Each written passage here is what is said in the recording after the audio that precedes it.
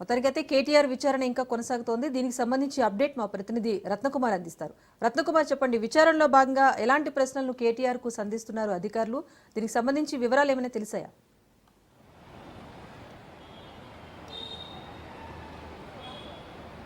ఉదయం 10 గంటల నుంచి స్టిల్ ఇప్పటి వరకు కూడా కేటీఆర్ ఏసీబీ విచారణ కొనసాగుతూనే ఉంది. దాదాపు 6 గంటలుగా ఈ విచారణ జరుగుతోంది. అడ్వకేటు రామచంద్రరావు పక్కన ఉండగానే ఆయనకు విజిబుల్గా ఉండేలాగా ఏసీబీ అధికారుల ఇన్వెస్టిగేషన్ టీం ఈ విచారణ కొనసాగిస్తూ ఉంది. ఇక మరికొద్ది సేపట్లోనే మనకు అందుతున్నటువంటి సమాచారాన్ని బట్టి ఈ యొక్క విచారణ ముగిసిన అనంతరం ఆయన నేరుగా తెలంగాణ భవన్కు వెళ్ళబోతున్నారనేటువంటి సమాచారం అయితే మనకు తాజాగా బీఆర్ఎస్ శ్రేణుల నుంచి అందుతోంది. మరి ఇప్పటి వరకు కేటీఆర్ను అరెస్టు చేస్తారా లేదంటే విచారించి వదిలేస్తారా అన్నటువంటి ఒక సస్పెన్స్ ఏర్పడినటువంటి నేపథ్యంలోనే విచారణ తర్వాత ఆయన బయటికి రాబోతున్నారు. మరికొద్ది సేపట్లోనే ఈ పరిణామాలు ఉండబోతున్నటువంటి సమాచారం అయితే చాలా స్పష్టంగా తెలుస్తుంది. ఇప్పటి వరకు జరిగినటువంటి 6 గంటల పాటు కొనసాగినటువంటి విచారణలో అనేక కీలక అంశాలను కూడా ఏసీబీ అధికారులు కేటీఆర్ను అడిగినట్లు కూడా తెలుస్తోంది. ముఖ్యంగా ఫార్ములా ఈ కార్ రేసులో జరిగినటువంటి అవకతవకల మీద, నిజంగానే మనీ లాండరింగ్ జరిగిందా, ఎందుకు చెల్లింపులు ఎన్నికల కోడ్ అమల్లో ఉన్నటువంటి సమయంలో చెల్లించాల్సి వచ్చింది అనేటువంటి అన్ని అంశాల మీద ప్రశ్నిస్తూ ఉన్నారు.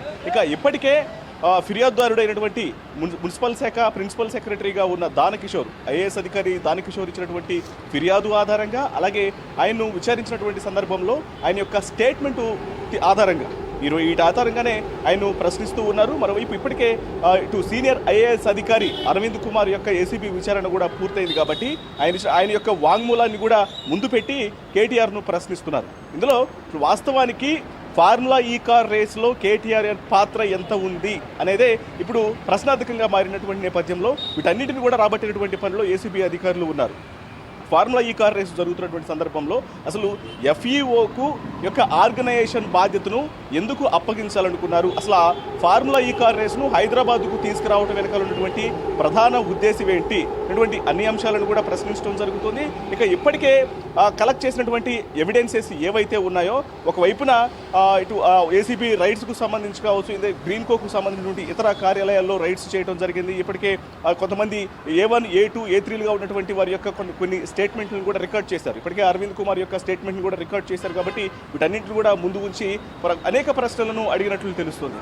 దాదాపు 55 కోట్ల రూపాయల లావాదేవీలకు సంబంధించి ఈ యొక్క అమౌంట్ మొత్తాన్ని కూడా కనీసం ఒక క్యాబినెట్ అప్రూవల్ అనేది లేకుండా, హెచ్ఎండిఏ బోర్డు డైరెక్టర్స్ యొక్క అనుమతి అనేది తీసుకోకుండా, ఎవరికీ తెలియకుండా ఏకపక్ష నిర్ణయం తీసుకున్నారా అనేది ఇందులో చాలా కీలకంగా కేటీఆర్ను ప్రశ్నిస్తున్నట్లు మనకు సమాచారం. అయితే వాస్తవానికి వీటన్నిటికీ, ఎందుకంటే మొదటి నుంచి కూడా కేటీఆర్ చాలా క్లియర్గా చెప్తూ ఉన్నారు, ఈ ప్రాసెస్ అంతా కూడా అధికారుల సమక్షంలో అధికారుల ద్వారానే జరిగింది తప్ప తాను కేవలం ఈ ఆర్గనైజేషన్కు సంబంధించి ఎప్పుడైతే ఎఫ్ఈఓకు ఫండ్స్ మొత్తాన్ని కూడా ట్రాన్స్ఫర్ చేస్తున్నటువంటి సమయంలో తన దగ్గరకు వచ్చి యాజ్ ఏ మంత్రిగా ఒక సంతకం చేయమన్నప్పుడు తాను చేశానే తప్ప మిగతా కార్యకలాపాలన్నీ కూడా అధికారులే చూసుకున్నారని మొదటి నుంచి చెప్తున్నటువంటి పరిస్థితులకు అనుగుణంగానే ఇప్పుడు ఆయన విచారణలో కూడా ఇదే అంశాలను ప్రశ్నించినప్పుడు వీటన్నిటి మీద ఇదే ఆన్సర్స్ ఇస్తున్నట్లుగానే తెలుస్తూ ఉంది. ఇక మరికొద్ది సేపట్లోనే ఈ విచారణ ముగియనుంది. ఇక లోపల విచారణ జరుగుతుంటే బయట మాత్రం భారీ బందోబస్తు పోలీసులు పెద్ద ఎత్తున మోహరించారు. ఎందుకంటే ఏసీబీ ప్రధాన కార్యాలయం చుట్టుపక్కల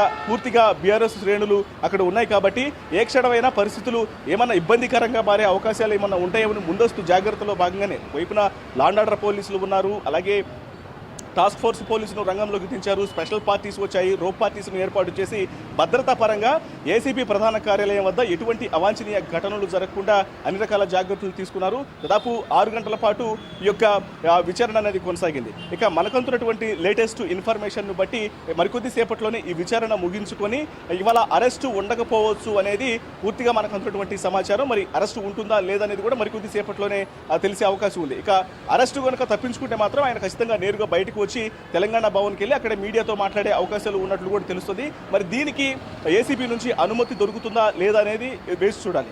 ఇప్పటికే A2 అలాగే A1గా ఉన్నటువంటి ఇద్దరు యొక్క విచారణ అనేది ముగియబోతోంది.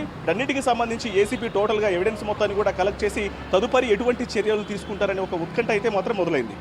రత్నకుమార్, అయితే మంత్రి హోదాలో కేవలం తెలంగాణ బ్రాండ్ ఇమేజ్ పెంచేందుకే ఫార్ములా ఈ కార్ రేసును హైదరాబాద్ తీసుకురావడం జరిగింది, సిగ్నేచర్ అగ్రిమెంట్స్ అంతా పూర్తయ్యాయని కేటీఆర్ మొదటి నుంచి అదే చెప్తూ వస్తున్నారు.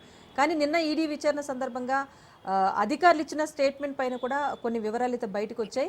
కేవలం 58 కోట్ల రూపాయల మనీ ట్రాన్స్ఫర్ ఏదైతే ఉందో దీనికి సంబంధించి అయితే పూర్తిగా ప్రభుత్వ ప్రోత్సాహంతోనే పెద్దల ప్రోత్సాహంతోనే చేశామని చెప్పేసి అధికారులు నేరుగా ఒప్పుకోవడం కూడా జరిగింది. సో దీనికి సంబంధించి ఏమైనా ప్రశ్నలు సంధించిన నేపథ్యం కనిపిస్తోందా? మరి దీనికి సంబంధించి కేటీఆర్ ఎలాంటి వివరణ ఇచ్చారు? ఒకవేళ ఇక్కడ ఈ కార్ రేస్ కు సంబంధించి దాదాపు 55 కోట్ల రూపాయలతో, ఎందుకంటే సెకండ్ టైము ఈవెంట్ను ఆర్గనైజ్ చేసే సమయానికి మొదట ఎవరైతే ప్రమోటర్స్ గా వ్యవహరించినటువంటి వ్యక్తులు ఉన్నారో వారికి స్వతహాగా నష్టం వచ్చింది. ప్రభుత్వానికి ఆదాయం దాదాపు 700 కోట్ల రూపాయల ఆదాయం వచ్చింది, కానీ ప్రమోటర్స్ మాత్రం నష్టపోయారు. ఆ కారణం చేతనే రెండవసారి వాళ్ళు ఈవెంట్ను ఆర్గనైజ్ చేయడానికి ముందుకు రాలేదు. కాబట్టి ఇప్పటికే ఎఫ్ఈఓ సంస్థతో 4 సార్లు అంటే 4 ఏళ్ల పాటు ఈ ఈవెంట్ను ఆర్గనైజ్ చేస్తామని ఒకేసారి అగ్రిమెంట్ అనేది అయిపోయింది.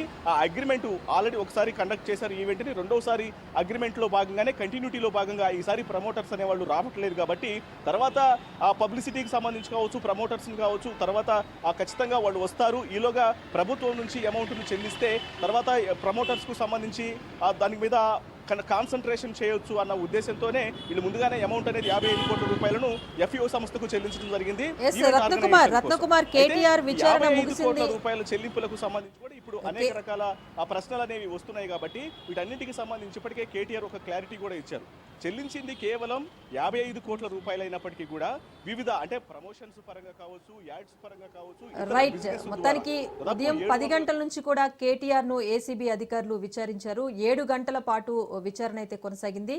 ఫార్ములా ఈ కార్ రేస్ కు సంబంధించి కూడా ఒక మంత్రి హోదాలో రేస్ ముందు చేసిన అగ్రిమెంట్స్, అలాగే రేస్ తర్వాత జరిగిన ఆర్థిక లావాదేవీలపైన అధికారులు ప్రశ్నలు సంధించినట్టుగా తెలుస్తోంది. అయితే కేటీఆర్ విచారణ ఇప్పుడే ముగిసింది. ఇక్కడ నుంచి కేటీఆర్ ఎటు వెళ్తారని తెలియాలి. తెలంగాణ భవన్కు వెళ్తారని చెప్పి కొంతమంది చెప్తున్నారు. మొత్తానికి ఏసీబీ విచారణ ముగిసింది. అరెస్ట్ చేస్తారా అనే ఒక భయం ఉండేది, కానీ అరెస్ట్ అయితే ఈ రోజు ఉండకపోవచ్చు అనే ఒక అంశం కూడా తెర మీదకి వచ్చింది. సో మొత్తానికి ఫార్ములా ఈ కార్ రేస్కు సంబంధించి